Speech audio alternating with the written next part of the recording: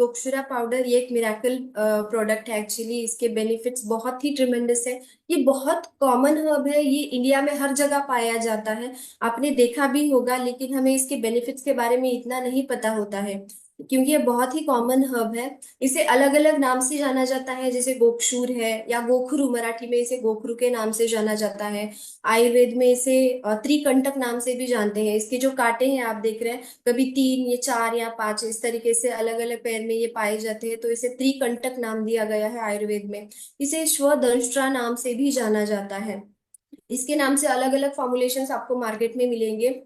जब भी आपके दिमाग में यूरिनरी, आपके सामने कभी भी कोई पर्सन आता है यूरिनरी सिस्टम रिलेटेड प्रॉब्लम लेके, तो यूरिनरी सिस्टम रिलेटेड कौन से प्रॉब्लम्स होते हैं, जैसे मुझे यूरिन में बर्निंग हो रही है, मुझे यूरिन से ब्लीडिंग हो रही है, कभी कभार बहुत ज्यादा पेनफुल यूरिन हो रही है, या किडनी स्टोन की प्रॉब्लम हो रही है।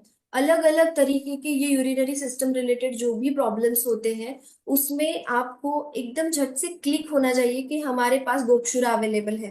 क्योंकि गोक्षुर इन सारे डिसऑर्डर्स पे बहुत ही अच्छी तरीके से काम करता है, और आपको बहुत अच्छे रिजल्ट पेशेंट में देखने को मिलेंगे। इसे आयुर्वेद में रसायन की तरह भी यूज करते हैं, क्योंकि ये वात, पित्त और कफ तीनों ही दोषों पे बहुत अच्छी तरीके से काम करता है। और जो प्रोडक्ट्स, जो भी हर्ब्स होते हैं जो वात पित्त कफ तीनों दोषों पे काम करते हैं, वो हम रसायन की तरह यूज कर सकते हैं। फॉर एग्जाम्पल हमारे डीएक्सएल में अभी आमलकी अवेलेबल है, जैसे कि हम रसायन की तरह यूज कर सकते हैं। गोक्षुरा है, वो भी रसायन की तरह यूज होता है। गुडुचि है, वो रसायन की तरह यूज होता है। अश्वगंधा है, वो भी रसायन की तरह यूज होता है।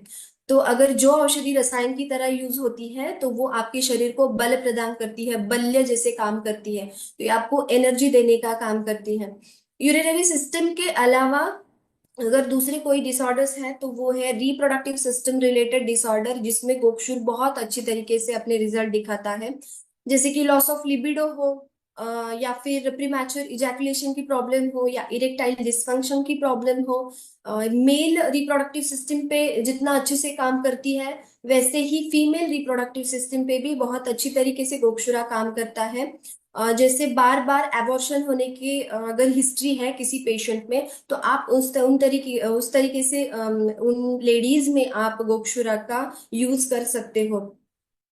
फिर ये से इसे जो है वो कफ निस्तारक कहा गया है। कफ निस्तारक मतलब अगर आपकी बॉडी में ज्यादा कफ बन गया है, कंजेशन है, या कफ रेस्पिरेटरी डिसीज रिलेटेड कोई प्रॉब्लम है आपको, तो गोक्षुर उस पे भी बहुत अच्छी तरीके से काम काम करता है। अगर बॉडी में कफ बढ़ गया है, मतलब क्लेद बढ़ गया है, चिकनापन बढ़ गया है, तो ये आपकी बॉडी का डिटॉक्सिफिकेशन यूरिन से करता है।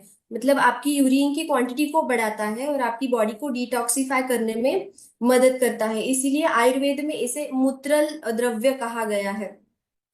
दूसरा इसके बेनिफिट में आता है कि इसे रुद्र कहा गया है। अगर वाटर रिटेंशन की वजह से आपका बीपी बढ़ गया है, बीपी हमेशा बढ़ता है वाटर रिटेंशन की वजह से, तो ऐसी कंडीशन में भी अगर आप उस पेशेंट को गोक्षुरा देते हो, तो वो बहुत हेल्पफुल होता है। दूसरा अगर देखा जाए तो जो पेडल एडिमा आता है थर्ड ट्राइमेस्टर में प्रेग्नेंट लेडीज को। थर्ड ट्राइमेस्टर मतलब जो लास्ट के 3 महीने होते हैं, 7वां 8वां और 9वां महीना।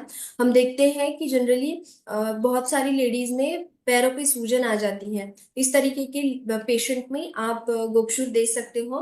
बस इतना ही ध्यान रखना है कि किसी भी प्रेग्नेंट लेडीज में जब आप कोई भी सिंगल हर्ब या कोई भी न्यूट्रिशनल सप्लीमेंट आप प्रिस्क्राइब कर रहे हो या एडवाइस कर रहे हो, तो आप एक बार आपके आयुर्वेदा डॉक्टर के साथ कंसल्ट कर लीजिए।